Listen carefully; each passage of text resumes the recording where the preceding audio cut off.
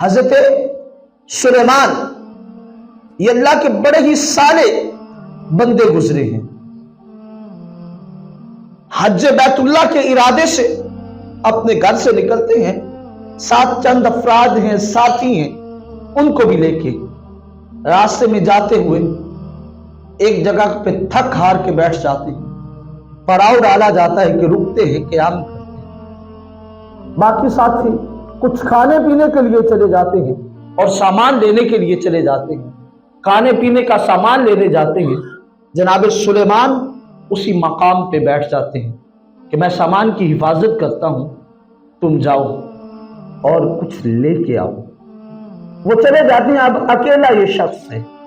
اتنے میں ایک عورت دروازے پہ آ کے، جس جگہ بیٹھی تھی پردہ کیا ہوا تھا، خیمہ لگایا ہوا تھا، اس خیمے پہ آ کے آواز دیتی ہے، کوئی اندر ہے؟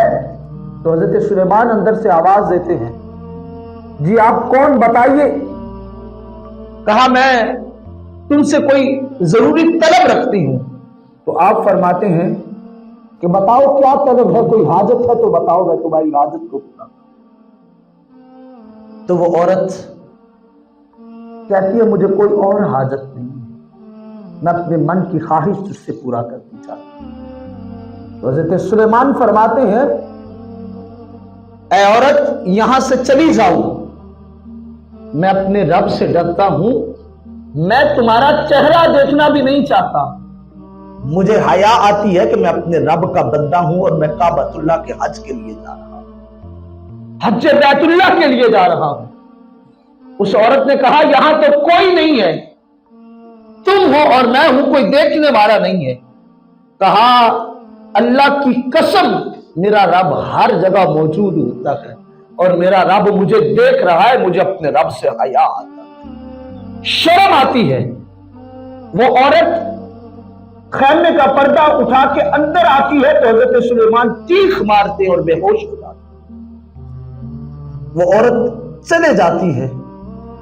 لوگ آتے ہیں اس کیفیت میں اسے دیکھتے ہیں، ساتھی جو اس کے گئے ہوئے تھے سامان لے، وہ واپس آتے ہیں، بے ہوش ہوتا ہے. تھوڑی دیر کے بعد ہوش آتی، پوچھتے کیا ہوا تو آگے سے کچھ نہیں بتاتے. اپنے آپ اسی کیفیت میں وقت گزارتے، رات ہوتی ہے تو جناب سلیمان کو خواب میں حضرت یوسف علی نبینا علیہ الصلوۃ والتسلیم کا دیدار نصیب. حضرت یوسف انہیں دیدار کروا کے فرماتے ہیں اے سلیمان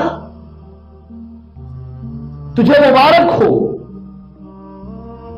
جناب سلیمان کہتے ہیں اے اللہ کے نبی، مبارک مجھے آپ دے رہے ہیں، میں تو مبارک آپ کو پیش کرنا چاہتا ہوں کہ آپ نے اس وقت جب زلیخا نے اپنے محل کو بند کروا کے 12 تالے لگوا لیے تھے، دروازے بند کروا لیے، سارے دروازوں کو تالے لگوائے تھے اور آپ کو دعوت گناہ دی تھی، تو آپ نے اس کی طرف دیکھا نہیں تھا. وہ حسن و جمال کی بھی بہتر تھی، مال و زر بھی اس کے پاس تھا، اور آپ اللہ کا نام لے کے نکلے تھے تو اللہ نے دروازے کھول دیے. مبارکیں تو ساری آپ کے نام ہیں. تو حضرت یوسف علی نبینا علیہ الصلوۃ والتسلیم فرماتے ہیں اے سلیمان میں تو اللہ کا نبی تھا، میرے رب نے مجھے گناہ سے محفوظ رکھنا ہی رکھنا تھا. مبارک تو تجھے ہے کہ تو نہ تو اللہ کا نبی ہے، ایک عام انسان ہے، اور پھر تو نے اس عورت سے اللہ کی پناہ مانگی اور اللہ کے خوف سے ڈر کے بے ہوش ہو گیا، اور تو نے کہا مجھے رب سے حیا آتا ہے.